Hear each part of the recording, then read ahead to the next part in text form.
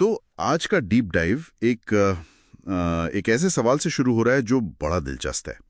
अगर हमें हजारों साल पुराने भारत का सच जानना हो तो किस पर भरोसा करें? किताबों पर जिन्हें शायद बदला गया हो, या पत्थर पर खुदे उन शब्दों पर जो समय में एक तरह से जम गए? बिल्कुल। हमारे पास जो स्रोत है वो इन्हीं अभिलेखों की पड़ताल करते हैं। तो आज का मिशन यही है कि क्या ये पत्थर वाकई सच बोलते हैं या फिर ये भी अपनी कोई अलग कहानी गढ़ते हैं। सही बात है। तो चलिए इसे समझते हैं।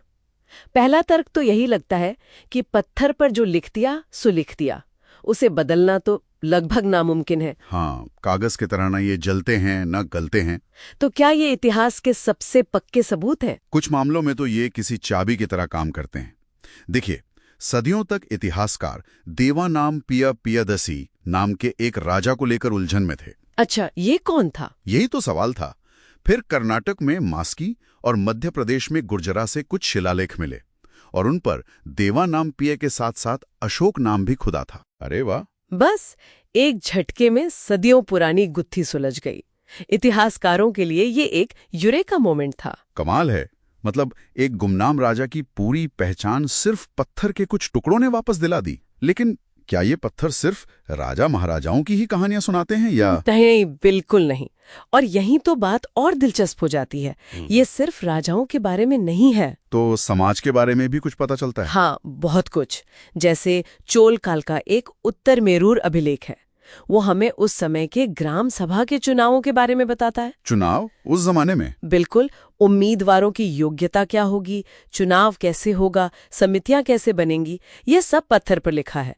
ये प्राचीन भारत के स्थानीय लोकतंत्र का एक सीधा प्रमाण है। वाह! मतलब उस जमाने में भी ये सब बातें होती थी।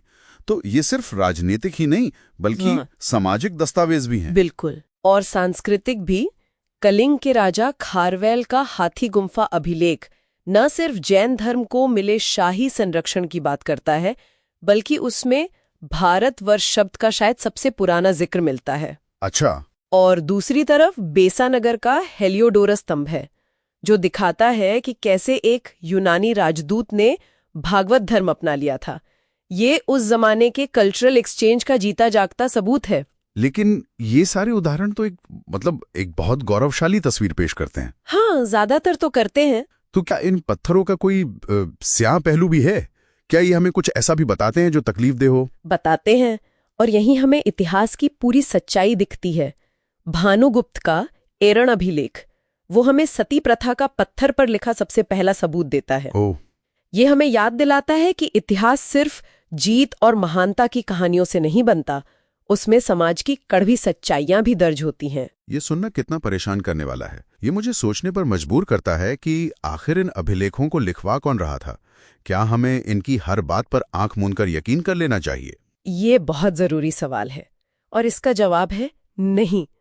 हमें याद रखना होगा कि ज्यादातर अभिलेख प्रशस्ति है। प्रशस्ति मतलब राजा की तारीफ में लिखे गए गुणगान। जैसे समुद्रगुप्त की प्रयाग प्रशस्ति उनके दरबारी कवि हरिशेन ने लिखी थी। उसमें समुद्रगुप्त की जीतों की एक लंबी लिस्ट है, लेकिन उनकी किसी एक हार या कमजोरी का जिक्र तक नहीं। तो ये एक तरह से उस जमाने की शाही प्रेस रिलीज थी। बिल्कुल। मतलब जिसका पैसा उसी की कहानी है ना? तो फिर इसका मतलब ये हुआ कि हम इतिहास को सिर्फ राजा की नजरों से देख रहे हैं। किन लोगों की कहानियां इन पत्थरों से गायब हैं? यही इनकी सबसे बड़ी सीमा है। इनमें आपको राजा के दान और विजय का ब्यौरा मिलेगा, लेकिन एक आम किसान की जिंदगी, सूखे की मार या एक साधारण महिला के रोजमर्रा के संघर्षों पर एक गहरी चुप्पी है। और तकनीकी दिक्कतें भी तो होंगी, टूटे फूटे पत्थर या? हाँ, बिल्कुल। बहुत से शिलालेख टूट फूट गए हैं, और कुछ की लिपि जैसे हड़प्पा की लिपि हम आज तक पढ़ नहीं पाए हैं। तो इतिहास का एक बहुत बड़ा हिस्सा अभी भी खामोश है, पत्थर में बंद। तो इसका कुल मतलब क्या निकलता है? एक तरफ ये सबसे ठोस सबूत हैं, दूसरी तरफ ये पक्षपाती और अधूरे भी हैं। स्रोत में एक बहुत अच्छी बात कही गई है, अभिलेख इतिहास का अस्थि पंजर है। अस्थि पंजर, स्केलेटन। हाँ, जैसे जेम्स प्रिंसेप ने ब्राह्मी लिपि को पढ़कर मौर्य काल का पूरा ढांचा खड़ा कर दिया, वैसे ही ये हमें एक मजबूत ढांचा और टाइमलाइन देते हैं।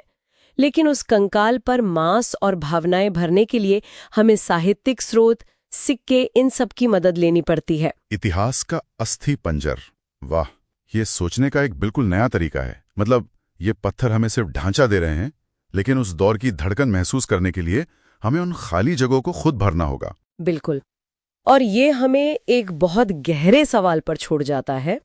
जैसा हमने देखा, इन अभिलेखों में महिलाओं का जिक्र या तो रानियों के तौर पर है या फिर सती प्रथा जैसी घटनाओं में। हाँ, जरा सोचिए, अगर हमें कोई ऐसा अभिलेख मिल जाए जो किसी महिला किसान, किसी महिला कारीगर या किसी कबीले की मुखिया की कहानी बताता हो, तो सिर्फ एक वो पत्थर प्राचीन भारत के बारे में हमारी पूरी समझ को किस तरह हमेशा के लिए बदल सकता है।